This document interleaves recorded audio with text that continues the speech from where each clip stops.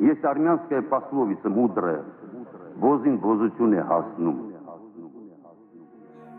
Ալիքները կատաղել են, ուզում են նավը շուր տան, նավաստիների մահը ճլում են, որ շուտ գա, մեկը մյուսին փուռը տա, մեկը մյուսի վրա քաշի զենք է շուխուրը առնետիներ արա մենակ տալի ձեռ, այսօր ինքն էր ծակետ նավը, խորտակման պատճառ ինքը թռե առաջինը նավը, ալիքներին պատճառ է,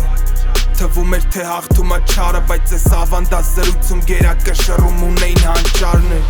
կեսը մեռան կրակոց ու հրդ է, կեսը ջոգին, որ նավը պտի փրգեն, կեսը խելք եկան, սառը գրկել, ուզեցանով ես կռվում մեր ընկել, իսկ առնետը թռել էր բաստով, հանձնվե ալիքներին տուն էր վրազում, ավաղ լողալը չգիտեր թամամ, Ոզին ոզություն է հասնում։